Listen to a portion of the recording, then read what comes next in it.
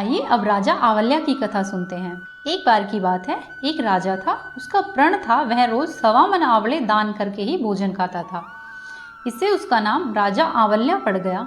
एक दिन उसके बहू बेटे ने सोचा कि राजा इतने सारे आंवले रोजाना दान करते हैं, इस प्रकार तो एक दिन सारा खजाना खाली हो जाएगा।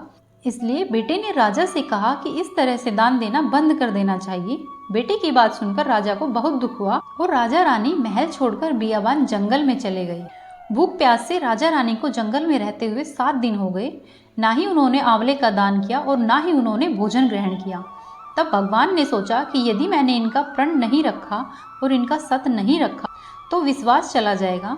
इसलिए भगवान की माया से जहाँ पर राजा रानी रहते थे जंगल में ही महल, राज्य, बाग बगीचे सब बन गए और ढेरों आंवले के पेड़ लग गए। सुबह राजा रानी उठे तो उन्होंने देखा कि जंगल में उनके राज्य से भी 2 गुना राज्य बसा हुआ है। राजा रानी से कहने लगे कि रानी देख, कहते हैं सतमन छोड़े सूरमा, सत छोड़ियो पत जाए, सत की छोड़ी लक्ष्मी फेर मिलेगी आए।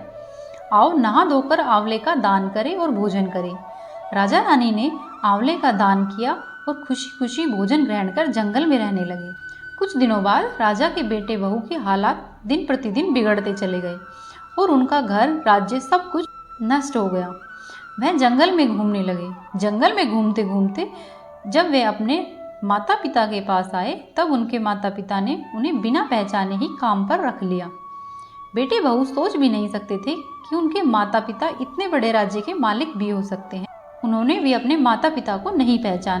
एक दिन बहू ने सास के बाल गूंथते समय उसकी पीठ पर मस्सा देखा। बहू को यह सोचकर रोना आने लगा कि ऐसा मस्सा तो मेरी सास की पीठ पर भी था और मैंने यह सोचकर उन्हें आंवले का दान करने से रोका कि हमारा धन नष्ट हो जाएगा और आज वे लोग न जाने कहाँ होंगे। यह सोचकर बहू को रोना आने लगा और आंसू टपक टपक कर सास की पीठ पर गिरने लगे। रानी ने तुरंत पलट कर देखा और पूछा कि तुम रो क्यों रही हो। तब बहू ने बताया कि जैसा मस्सा आपकी पीठ पर है वैसा ही मस्सा मेरी सास की पीठ पर भी था और हमने उन्हें आंवला दान करने से मना कर दिया था, इसलिए वो घर छोड़कर चले गए। तब से हमारा सब कुछ नष्ट हो गया। तब रानी ने उन्हें पहचान लिया कि ये तो मेरी पुत्रवधू है। तब रानी ने उनसे सारा हाल पूछा और अपना हाल बताया कि किस तरह से उन्हें राजपाट मिला है। तब रानी ने अपने बेटे बहू को समझाया कि दान करने से धन कभी कम नहीं होता है बल्कि बढ़ता है। अब बेटे बहू भी सुख से राजा रानी के साथ रहने लगे और वो भी आंवले का दान करने लगे। हे भगवान, जैसे आपने राजा रानी का सत रखा वैसे ही सभी का रखना। कहानी कहने वाले, सुनने वाले एवं होकारा भरने वाले सभी के परिवार को हमेशा सुखी रखना। यदि आपको हमारी जानकारी पसंद आई तो वीडियो को लाइक करें, चैनल को सब्सक्राइब करें, अपने दोस्तों के साथ शेयर करें।